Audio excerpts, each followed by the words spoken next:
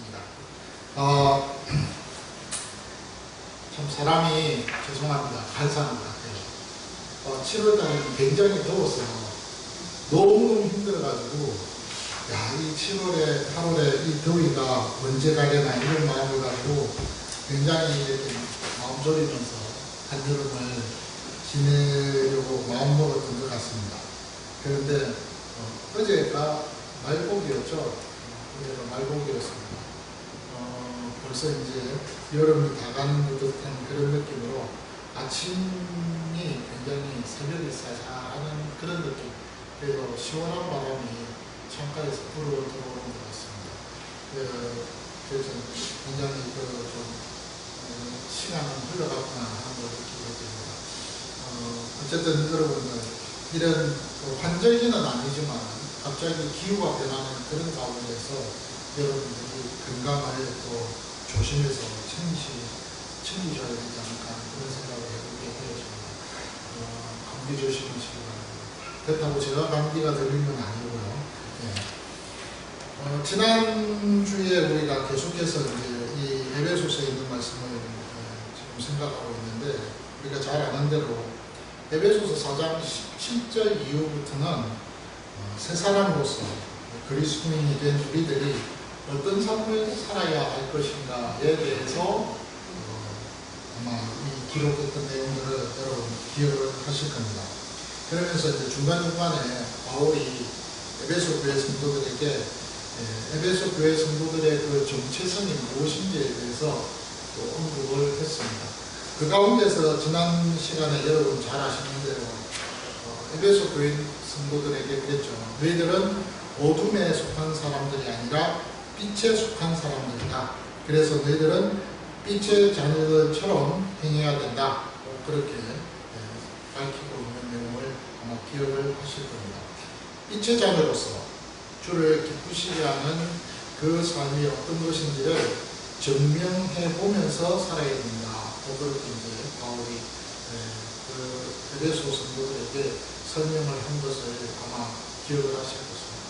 무엇보다도 또 세상을 환하게 밝히는 이 빛으로서의 그 그리스도인의 그 삶을 통해서 세상 사람들이 그 그리스도인들 때문에 자신들의 어떤 잘못과 그 어떤 자신들의 그 부족함을 스스로 발견하고 뉘우치고 폭로되어져서 그래서 그리스도께로 다 돌아오는 그런 역사들이 일어나야 된다는 것에 대해서 5장에서 말씀을 좀 제가 지난주에 드렸습니다. 그 15절 이후에 있는 이제 말씀은요, 우리가 너무나 잘 알고 있는 내용입니다. 특별히 에베소서 5장 17절에 있는 이 말씀은요, 그냥 우리가 외워보면 암송하는 그런 내용의 말씀입니다. 그런데 15절 이하로 이렇게 제가 그 말씀을 준비하면서 제가 조금 놀랬던 것은 이 내용의 말씀들이 지금 우리가 알고 있는 그런 기존의 내용하고는 조금 다르더라는 내용입니다. 특별히 원어를 이렇게 살펴보면서 더 확실하게 그 의도하는 바울의 의도를 알게 되어졌습니다. 굉장히 제가 이 말씀을 묵상을 하면서 바울이 에베소 교회 성도들을 너무너무 사랑하고 있구나. 그리고 무엇보다도 이 서신을 읽으면서 그 서신이 진행되어가는 그 과정 속에서 바울이 에베소 교회 성도들을 얼마나 사랑하고 있는지에 대해서 분명히 그 감정을 느낄 수가 있었습니다. 사실 여러분, 바울이 앞서 우리가 살펴본 대로 그리스도인이라는 이 땅에서 어떻게 살아야 될지에 대해서 구체적으로 설명하고 있는 걸 여러분 잘 알고 있지 않습니까? 그래서 앞서 말씀드린 대로 에베소서 4장 17절 이후로 읽어보시면 그 내용들이 쭉 기록되어져 있는 것을 봅니다. 그런데요, 여러분, 그렇게 기록되어 가는 그 과정 속에서 가만히 읽어보시면요, 그 내용들이 분명히 이 내용만 기록하면은 될 것 같은데 또 그 다음 내용에 보면 보충되어지고 또 보충되어지고, 그래서 계속 그 내용들이 반복되거나 아니면 보충되어져 가는 그런 내용들이 있는 것을 여러분 발견하게 되어주실 겁니다. 오늘 본문에 나오는 5장 15절 이하가 그 내용입니다. 기존에 있는 그 앞에 내용들 모든 것들을 읽어보시면요, 그래 그리스도인이라면 당연히 이렇게 살아야지라고 할 수 있는 그 내용들이 4장 17절에 기록이 되어 있어요. 그러니까 여러분 충분히 그 내용만 알고 있어도 그리스도인답게 살 수 있는 내용이라는 거예요. 그럼에도 불구하고 오늘 5장 15절 이하에 보시면요, 더 구체적이면서도 더 실질적인 그 부분에 있어서 자꾸 바울이 생각이 또 나는 거예요. 그러니까 또 첨가하거나 또 반복하는 그런 내용들이 오늘 기록되어 있는 것을 보게 되어졌습니다. 15절 이하의 그 첫 마디를 여러분 보시면요, 재밌습니다. 그런즉 너희가 어떻게 행할지를 자세히 주의하여 지혜 없는 자 같이 하지 말고 오직 지혜 있는 자 같이 하라라고 되어 있잖아요. 사실은 우리나라의 한글 이 개혁 개정 성경에 있는 이 말씀은요, 사실 이 내용을 딱 읽어보면 어감이 없습니다. 굉장히 이렇게 뭔가 확 닿는 그런 어떤 피부에 닿는 그런 모습이 여기에 보면 나타나지 않아요. 근데 원문에 보면요, 브렛대라고 하는 그 단어가 앞에 딱 나옵니다.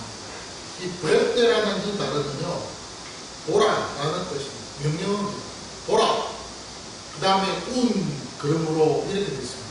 그러니까 이 바울이 기록을 할 때 브렛대, 그 다음에 뭐 이런 식으로 나왔어요. 그러니까 지금 우리나라의 이 개혁 개정의 성경에서 15절에 그런즉 너희가 어떻게 행할지를 자세히 주의하여 쭉 이렇게 되어 있잖아요.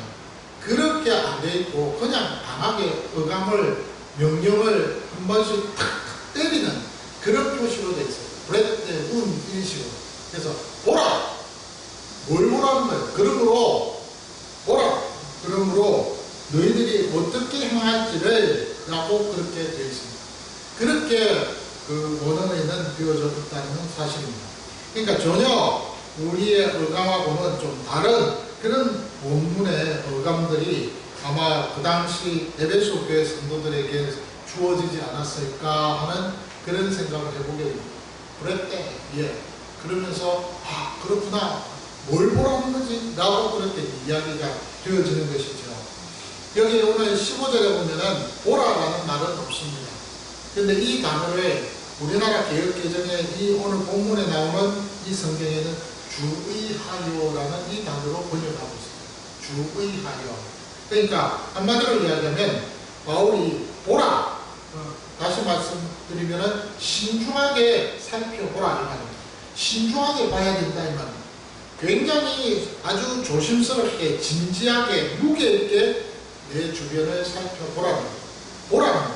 이렇게 살펴보라는 거예요. 좌우를 고개를 돌려가면서 보라는 거예요. 그렇게 지금 먼저 살펴봐라, 보라, 라고 그렇게. 그러므로 너희들이 어떻게 행할지를, 여기에 행하다라는 이 단어는요, 돌아다니면서 행하는 것을 이야기합니다. 돌아다니는 것을 이야기합니다.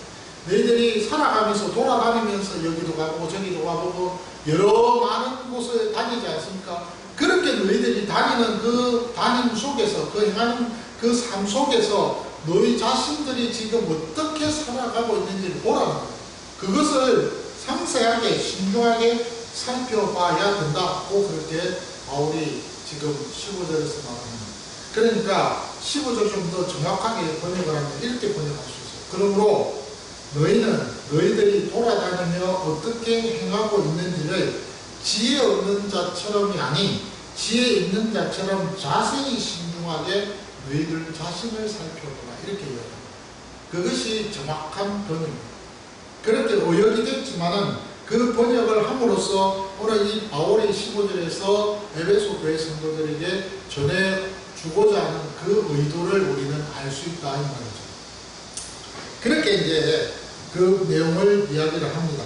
그러면 바울이 15절에서 이 말을 이렇게 하는 의도가 뭐냐는 거예요. 왜 이런 말을 하고 있을까? 굳이 여러분 앞의 내용을 여러분 알다시피 너희들은 빛의 자녀이기 때문에 빛의 자녀들처럼 행하고 언제든지 주를 기쁘시게 하는 것이 무언지를 증명해보고 절대로 말을 헛되게 하지 말고 생각도 헛되게 하지 말고 더러운 말뿐만 아니라 너희들이 언제나 성령을 근심되게 하지 말고 항상 너희들이 분을 내지 말고 도둑질도 하지 말고 그리스도인이라면 당연히 해야 될 그 일들을 하지 말라.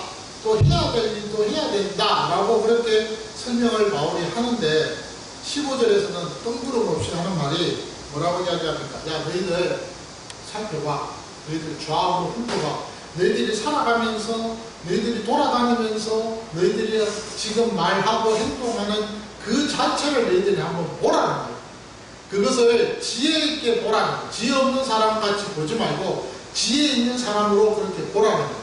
그렇게 말하는 바울의 의도는 무엇인가는 그것은요, 지금까지 가르쳐준 그 내용과 함께 그 내용에 대해서 분명한 기준을 한 번 더 알려주기를 원했다는 것입니다.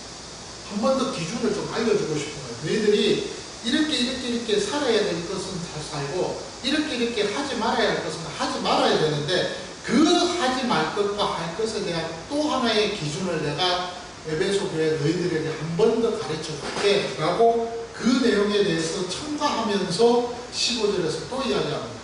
그래서 이 내용에 대해서 이야기하는 것이 뭐냐? 첫 번째가 바로 보라는 것입니다. 눈으로 직접 살펴봐라.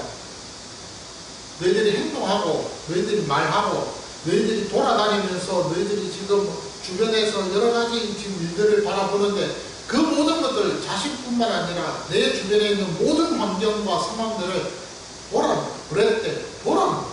보면서 너희들이 항상 진지하게 그것을 살펴야 된다는 것을 가르쳐주고 있습니다. 사실 여러분, 우리가요 살아가면서 저와 여러분들이 내가 말하고 내가 행동하는 것을 여러분들이 스스로가 보고 있습니까? 내가 말하는 것을 내가 이렇게 말을 했지? 그러면서 지나가고 난 이후에 후회를 하거나 아니면 그 말에 대해서 내가 잘했어 라고 스스로 또 뭐 기분 좋아하는 그런 때가 있었습니까? 저도 있어요. 바울은요 그런 부분에 있어서 작은 거지만 에베소 교회 성도들에게 가르쳐주고 있는 거예요. 너희들이 말을 하거나 너희들이 행동했을 때 너희들이 생각하면서 누군가를 만나서 대화를 나눌 때 너희들이 했던 그 모든 일들을 곰곰이 한번 살펴봐라. 보라는 거예요. 너희들이 보고서 그것이 정말로 지혜 있게 했는지 지혜 없이 했는지를 한번 보라는 거예요. 그 부분에 대해서 너희들이 한 번 정도 한번 짚고 넘어가는 것이 중요하다는 거예요. 그 사실에 대해서 지금 바울은 보라고 먼저 이야기합니다. 그것이 첫 번째 기준이 너희들이 한번 보라는 거예요. 사실 요즘 여러분 우리가 볼거리가 정말 많습니다. 유튜브를 보면요 볼거리가 너무 많습니다.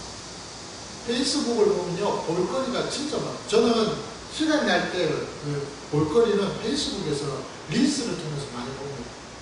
예, 뭐 재미있으니까요. 진짜 많이 봅니다. 제 안에는 유튜브 광입니다. 유튜브 열심히 잘 봅니다.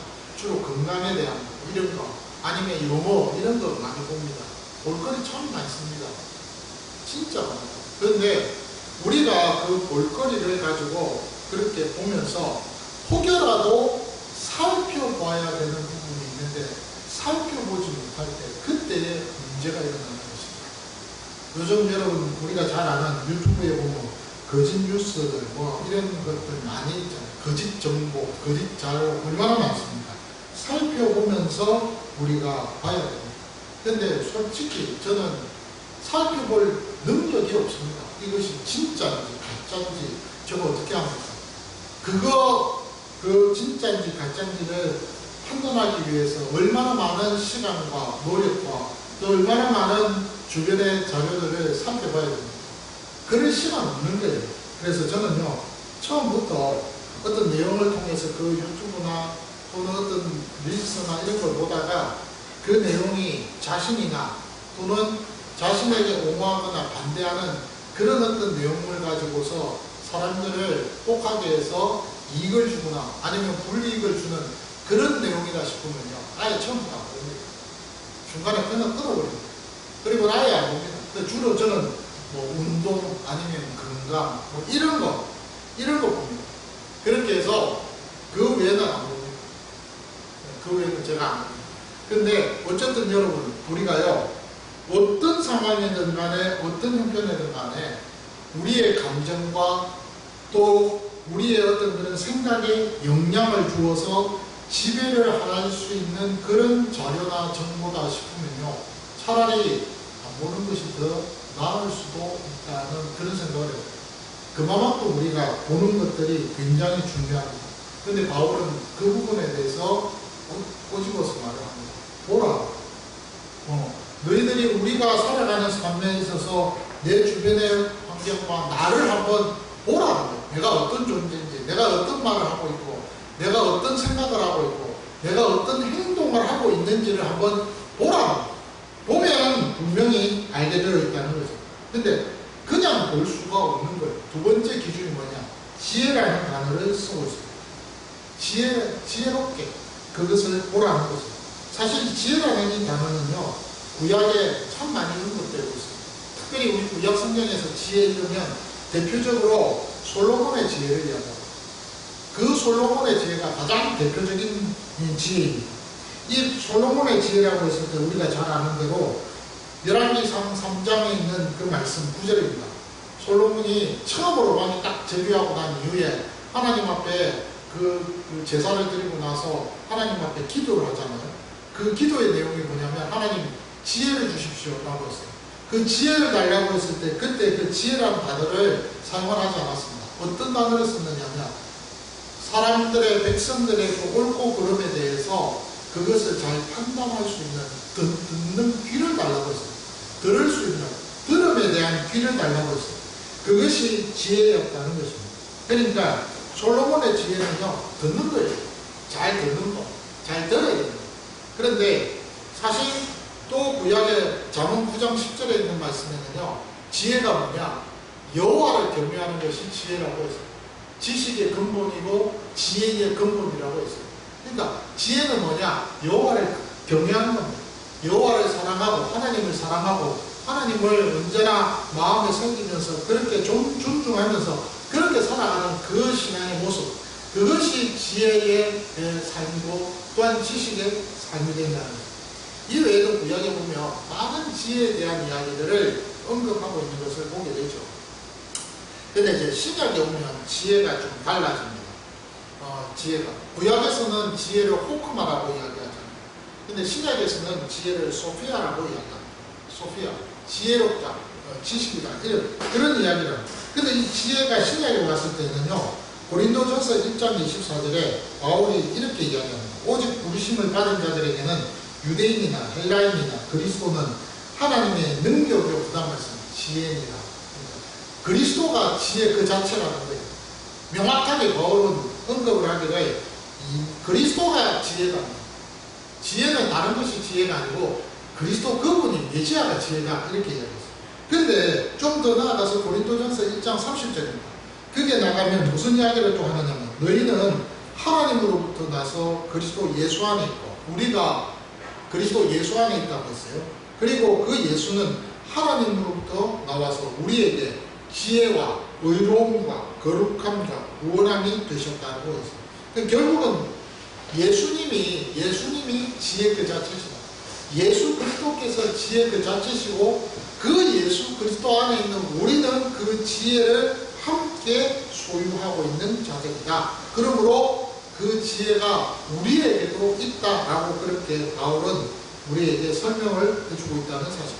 그러니까 그 지혜를 가지고 우리가 주변을 살펴보라는 거예요. 그러면 여러분, 지혜가 있다라고 했을 때 그 지혜는 어떤 식으로 나타나는 걸까요? 지혜가 뭔지를 알아야 될 거 아니에요. 사실은 그 지혜라는 것에 대해서 우리가 명확하게 개념을 가지고 설명을 할 때는 그 지혜는 뭐 예수 그리스도, 그 예수 그리스도는 그는 실존 인물이고 그분은 뭐 사람인데 인격인데 그분이 어떻게 지혜가 될 수 있습니까? 맞아요. 그건 말이 안 되는 거잖아요. 그런데 그 지혜에 대해서 예수 그리스도가 지혜라고 했을 때에 그때 그 지혜는 뭘 이야기하는 거냐면 그것은요, 감정에 휩쓸리지 않는 거예요. 욕망에 휩쓸리지 않는 거예요. 본능과 충동과 자기 열심에 빠져 있지 않는 그 자체의 지혜입니다. 다른 말로 이야기하면 그 지혜는 뭐냐면은 항상 그리스도 예수 안에서 예수 그리스도를 언제나 생각하면서 나아가고자 하는 그 모든 것들이 지혜라고 말할 수 있다는 말. 그러니까 항상 예수 그리스도 안에서 우리가 살아간다는 그 삶을 마음속에 온전히 새기고 살아갈 때, 그때에 거기에서 지혜라는 그 모습이 드러나게 되어진다는 말입니다. 그래서 저와 여러분들이 항상 살면서 우리가 항상 기억해야 할 것이 있다는 것입니다. 그것이 뭐냐면, 그래 나는 예수 믿는 사람이야 라고 여러분들이 생각을 하는 그 자체도 뭐가 되는 거예요? 지혜가 된다는 거예요. 그것이 여러분들의 삶에 있어서 기준이고, 여러분들의 방향을, 그리스도인의 삶의 방향을 제시해주는 하나의 방향등이 될 수 있는 거예요. 그러면서도 그것이 지혜라고 이야기할 수 있다는 거예요. 그래서 오늘 이 바울은요, 분명히 이 두 가지에 대한 이야기를 합니다. 보기는 보는데 너희들이 정말 분명히 지혜롭게 봐야 된다는 것입니다. 그 지혜라는 것은요, 예수 그리스도라는 거예요. 예수 그리스도는, 그분은 우리와 함께 있고 우리가 그 안에 있기 때문에 그리스도 예수 안에서 우리가 있다는 그 자체를 우리가 알고 있을 그때에 우리의 지혜는요, 바르게 나아가는 삶의 모습이 되어진다는 것입니다. 그것을 바울이 우리에게 또 첨가해서 에베소 교회 성도들, 그리고 우리에게 가르쳐주고 있는 거예요. 여러분들이 살면서 생활하면서 그렇잖아요. 나 예수 믿는데, 그러면 하고 싶은 것도 여러분들이 조심해지잖아요. 하기 싫은 것도 여러분들이 뭐예요? 해야 되는 부분이 있잖아요. 왜요? 그것은 예수 믿는다는 이유 때문에 그렇다. 내가 예수 그리스도 안에 살아가는 삶을 살아가는 사람이라는 것을 알고 있기 때문에, 그렇기 때문에 조심해진다는 거예요. 그것을 오라라는 브레테라는 이 단어로 바울은 가르쳐주고 있는 것입니다. 그런데 거기에서 한 단계 더 나아가서 16절에서 또 이런 말씀을 합니다. 무슨 이야기합니까? 세월을 아끼라. 때가 원문에서는요, 이 문장이 따로 되어 있어요. 15절과 16절이 따로 구분이 돼요. 쉼표로. 세월을 아끼라. 때가 아끼라. 우리가 알고 있는 이 세월을 아끼라. 때가 아끼라. 다 하는 말씀이에요. 근데 이 세월은요, 원문에서는 아주 짧은 시간을 이야기합니다. 순간의 시간이 바로 이 단어를 의미하고 있어요. 우리식으로 말하면 기회입니다. 기회. 기회를 아끼라는 거예요. 근데 아끼라라고 표현되어 있잖아요. 근데 이 아끼라는 이 표현이 대가를 지불해서 뭔가를 사라는 것입니다. 이 말은요, 속량이라는 뜻이에요. 속량. 속전이라는 대속하다라는 뜻이에요. 이 단어 뜻이 보니까 저는 깜짝 놀랐어요. 세월을 아끼라. 이 아끼라라는 이 단어가 대속하다, 구속하다 이런 뜻입니다. 그러면 우리가 말하는 뭐 루포트러라든지 이런 단어로 써야 되잖아요. 전혀 다른 단어입니다. 그럼 왜 이 단어를 바울이 사용했을까? 우리가 알고 있는 그런 구속하다, 구속하다, 대속하다, 속량하다 이런 원어의 뜻을 가진 원어의 단어를 사용해야 되는데 전혀 다른 단어라니까요. 근데 뜻은 뭐예요? 구속하다, 속량하다, 대속하다는 거. 뭘? 대가를 지불해서 무언가를 사라는 거죠. 물건을 사고 무언가를 눈에 보이지 않지만은 다른 무언가를 기회를 사고 시간을 사고 하는 그럴 때 이 단어가 사용되는 거예요. 그러니까 우리식으로 표현하면 기회를 우리가 무언가를 대가를 지불해서 그 기회를 자기 것으로 만들어라 이 말입니다. 그래서 세월을 아끼라는 이 표현을 그런 식으로 번역을 했다는 사실입니다. 참 원어를 통해서 우리가 알게 되는 것은요, 하나님께서 우리에게 우리의 자신에 있어서 뭔가가 있잖아요. 나에게 가진 것이 있잖아요. 달란트도 있고 나에게 능력도 있고 재능도 있고 뭔가 많이 있잖아요. 그런데 그런 것들을 하나님 앞에서 지불을 해서 그 기회를 내 것으로 만들어서, 그래서 정말로 그 기회를 나의 것으로서 소유해서 활용을 해서, 그래서 하나님이 기뻐하시는 그 일이 무엇인지를 증명하면서 살아가는 그 삶을 살아가라 이 말입니다. 왜요? 때가 악하기 때문에. 여기 때라는 것은요, 헤메라라고 했어요. 날입니다. 어떤 텀이나 기간, 시즌 이걸 이야기하는 것이 아니라 하루하루의 24시간의 이야기. 그 하루하루의 시간은요, 우리에게 있어서 여기 악하다라고 표현되어 있는데 이 악하다라는 이 표현보다는 원어에서 뭐냐면 지금 이 하루하루가 우리에게 있어서는 굉장히 힘든 하루다 이 말이에요. 힘든 하루이기 때문에 너희들이 그 하루하루에 주어진 그 시간에 그 시간 속에 기회라는 것이 있지 않느냐. 그 기회를 너희들이 정말 놓치지 말고 하나님이 주신 그 놀라운 은혜와 대가와 그 놀라운 그 재능들 그런 것들을 가지고 하나님 앞에서 잘 쓰면서 그러면서 그 기회를 너희들 걸로 삼아야 되지 않겠느냐. 지금 그 이야기를 하는 거예요. 그 말로 오늘 본문에 바울이 하는 말이 세월을 아끼라 때가 아깝니다 이렇게 씁니다. 그러니까 15절과 16절의 이 두 구절이 한 문장입니다. 그리고 15절과 16절을 가운데 따옴표가 있어요. 네, 쉼표가 있어요. 이 말을 한 문장으로 묶어서 우리가 생각을 하면요. 다른 말로 이야기하면 이거예요. 하나님 앞에서 우리가 살면서 우리 자신들이 많은 일들이 있지 않습니까? 근데 그런 일들 가운데서 저와 여러분들이 하루하루를 살아가는 그 삶이 모여지면은요, 한 달이 됩니다. 그래서 제가 이런 말로 한번 이야기해 보세요. 1초라는 그 순간의 시간이 모이면요, 뭐가 됩니까? 1분이 됩니다. 1분이라는 시간이 모이면은 어떻게 될까요? 1시간이 돼요. 1시간이라는 그 시간이 모이면 어떻게 될까요? 하루가 됩니다. 하루라는 시간이 모이면 어떻게 될까요? 한 달이 돼요. 한 달이라는 시간이 모이면요, 1년이 돼요. 1년이라는 시간이 모이면요, 그러면 그 시간은 영원을 갑니다.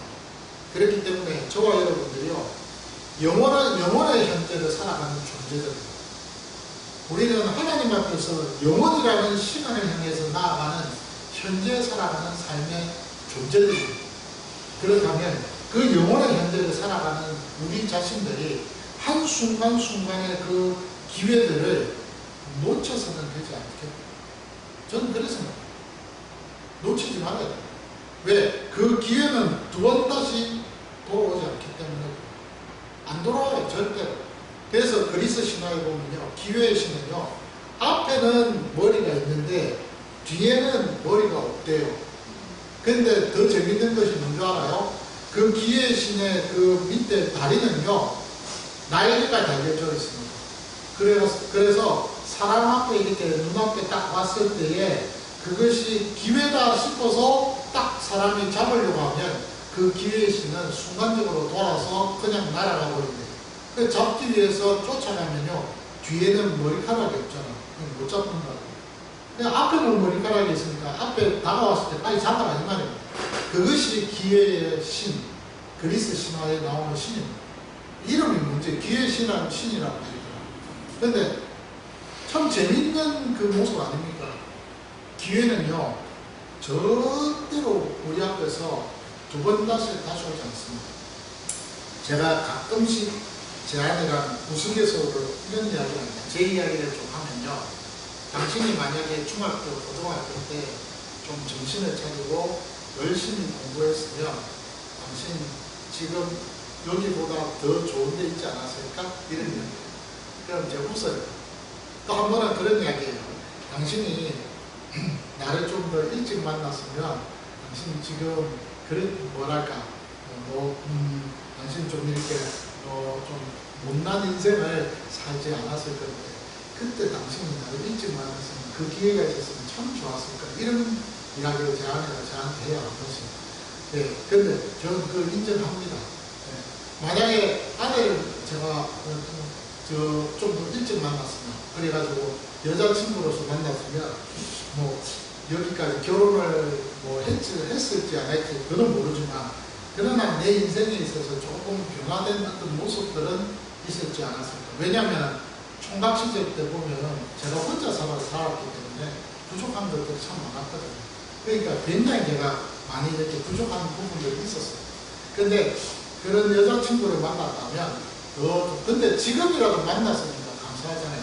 어쨌든 그런 거. 근데 여러분, 우리에게 있어서 기회는요 항상 있습니다.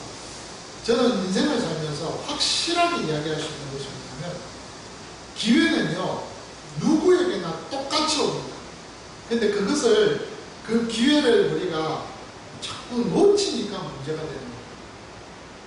자꾸 놓치니까. 오늘 바울이 우리에게 가르쳐 주는 내용입니다. 이 내용이 세상 사람들이 들었을 때도 똑같이 세상 사람들이 들으면 맞아, 그 기회를 놓치면 안 돼. 세월을 아껴야지. 왜? 지금 이 시간이라는 것은 우리에게 있어서 그렇게 좋은 시간은 아니니까, 좋은 때는 아니니까 세월을 아껴야지. 세상적으로 볼 때 하나님 없는 사람들도 하나님 빼고 그런 말을 합니다. 그런데요, 바울이 이 내용의 말을 할 때에는 하나님 없이 빼고 하는 말이 아니라 그리스도 예수라는 그분을 딱 연결지어서 하고 있습니다. 그러면서 하는 말이 너희들 정말로 세월을 아껴야 돼. 다른 말로 이야기하면 기회를 놓쳐서는 안 돼. 어떤 기회? 매 순간순간마다 하나님이 어떤 분이시고 하나님을 기쁘시게 하는 것이 무엇인지를 매 순간순간마다 너희들에게 증명할 수 있는 기회를 줬다 이 말입니다. 그러니 그 기회를 놓쳐서는 안 된다 이 말입니다. 그런데 우리는 그 기회를 놓치고 있다는 거예요. 그러니 너희들 정말로 정신 바짝 차려 세월을 아껴라. 기회를 놓치지 마라. 이 날이라는 것은 우리에게 있어서 그렇게 좋은 날은 아니라는 거예요. 여기 때가 악하다는 말은 이 시대가 악하다는 그런 표현보다는요, 이 악하다는 이 표현은 이 별로 그렇게 이 시간, 이 하루라는 이 24시간의 시간 자체가 우리에게는 그렇게 쉬운 그런 날이 아니라는 거예요. 호락호락한 날이 아니라는 거예요. 힘든 날이라는 거예요. 그래서 이 원어 뜻이 난폭하다 이렇게 돼 있어요. 이 하루하루의 이 삶에 대해서 이 삶이 우리에게 주어진 삶은요, 그렇게 쉽고 참 편안한 그런 삶이 아니라는 거예요. 난폭해요. 얼마나 힘들게 만드는지 몰라요. 그렇기 때문에 우리 자신들이 하나님을 의지하면서 정말로 이 시간에 있어서 이 기회를 놓치지 않고 정말 하나님이 기뻐하시는 그 일이 무엇인지를 증명하면서 그렇게 사는 것이 중요하다. 왜? 너희들은 빛의 자녀이기 때문에 그렇다는 거예요. 그래서 여러분들이 오늘 이 말씀이 그러니까 지금 여러분 5장에 지금 15절, 16절, 그 다음 주에 16절 끝나고 17절, 그러므로 우리 쓰는 자가 되지 말고 오직 주의 뜻이 무엇인가 뭐라고 했어요? 이해하라. 여기 원어의 이해하라는 뜻도 또 달라요. 예, 우리가 그것을 이해가 하면 뭐합니까? 근데 이해하라는 것이 감별해라. 이게 맞는지 안 맞는지 요거를 참 식별해라는 거예요. 그리고 나서는 18절에 술 취하지 마라. 이는 방탕한 것이니 오직 성령으로 충만하고 다른 말씀이에요. 성령으로 충만을 받으라. 그리고 19절에 시와 찬송과 신령한 노래들로 서로 하다가 너희 마음으로 주께 노래하고 찬송하고 쭉 나오잖아요. 21절까지 끝냅니다. 그리고 나서는 22절부터는요, 가정사 이야기가 나옵니다. 바울이 결혼 안 했어요. 결혼 안 했는데도 불구하고 기가 막힌 이야기를 합니다. 22절부터. 아내들이요. 남편부터 이야기 안 합니다. 아내들부터 이야기합니다. 하도 아내들이 문제가 많아가지고 아내들이요 라고 그래요. 근데 어쨌든 그럼에도 불구하고 아내들에 대한 이야기를 합니다. 그리고 나서는 나중에 남편들의 이야기를 합니다. 근데 재미있는 건요, 아내들에게 이야기하는 분량하고 남편에게 이야기하는 분량이 똑같아요. 똑같아요. 그래서 원문을 제가 찾아보면 진짜 분량이 똑같아요. 그리고 나서는 6장에서는 자녀들의 이야기야. 그리고 6장 6절부터 9절까지는 종과 상전에 관한 이야기를 실질적이네요. 그래서 6장 9절까지 우리가 몇 주간에 걸쳐서 쭉 이렇게 좀 나누어서 여러분들하고 좀 생각을 해보겠습니다. 근데 어쨌든 오늘 15절과 16절에 있는 말씀 기억하십시오.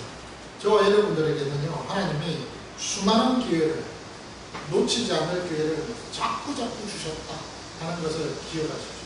그리고 그 기회를 여러분 잘 주님 앞에서 활용하면요, 우리가 하나님 앞에서 우리가 멋진 인생을 살아갈 수 있다고 생각합니다. 저는 그래서 요즘은요, 어떻게 하느냐면 내가 만나는 사람들, 내가 만나는 환경 속에서 눈치껏 예수 믿으라는 소리를 자꾸 합니다. 예. 교회 다니십니까? 교회 다니면서 예수 믿어서 좋아요. 이런 식으로. 예. 자꾸 그런 이야기입니다. 그 사람이 듣든지 안 듣든지 저를 위해서 자꾸 그 기회를 준 것에 대해서 감사하면서 그런 이야기를 합니다. 왜냐? 저는 목사잖아요. 목사가 돼가지고 전도하는 것을 게을리하면 되겠습니까? 근데 목사이기 때문에 전도하는 일을 게을리한다. 게을리하면 안 된다. 그것도 없는 명제라고 저는 생각합니다. 목사이기 이전에 예수 믿기 때문에 내 예수 믿는 것이 너무 좋아서 사람들한테 예수 믿는 거 좋다고 이야기합니다. 요즘은 코로나 시대이기 때문에 저와 여러분들이 전도하는 게 굉장히 쉽지 않습니다. 그리고 코로나 이후에 많은 일반인들이 교회에 대해서 그렇게 좋은 감정을 갖고 있지는 않습니다. 그렇기 때문에 실질적으로 예수 믿으라고 교회 다니라고 하는 그 이야기를 하는 것은요 굉장히 힘듭니다. 그 용기가 필요합니다. 용기가 필요합니다. 그런데 그 용기를 한번 내어보세요. 기회를 주셨기 때문에. 무디가 항상 하는 말이 있습니다. 한 번 지난 그 기회를 돌이킬 수 없으니 그 순간에 최선을 다해서 복음을 전하라. 이 말이에요. 왜? 자기가 수많은 사람들을 놓친 경우들이 많았기 때문에 특히 남북전쟁 때 죽어가는 그 병사들 앞에서 복음을 전하는 것을 많이 기회를 놓쳤다고 합니다. 그래서 굉장히 마음 아파했던 그런 무디 선생님의 고백이 있습니다. 여러분들도 항상 그런 부분에 있어서 마음을 좀 새기시면 고맙겠습니다. 감사합니다. 기도하겠습니다. 요 기도는 그냥 우리가 결단하는 기도입니다. 천국으로 하나님 오늘 이 말씀을 우리가 마음에 좀 새기면서 정말 주님 앞에서 결단하려고 합니다. 도와주십시오. 정말 도와주셔야 되고 하나님 함께 하셔야 되고 하나님께서 역사하셔야 됩니다. 책임져 주시옵소서. 오늘도 주시는 이 말씀 우리가 새기기를 원합니다. 보라고 했습니다. 잘 보겠습니다. 불의 때 신중하게 보겠습니다. 그러면서도 정말 진지하게 보겠습니다. 그 보는 것도 지혜롭게 보겠습니다. 그렇지만 기회를 놓치지 아니하고 하나님 앞에서 힘들고 어려운 상황 속에서도 그 기회를 잘 활용하여서 대가를 지불하며 활용하면서 그러면서 하나님이 기뻐하시는 그 놀라운 일이 무엇인지를 새겨보면서 증명하며 살아가려고 합니다. 하나님 도와주시옵소서. 예수님의 이름으로 기도합니다. 아멘. 네, 438장입니다.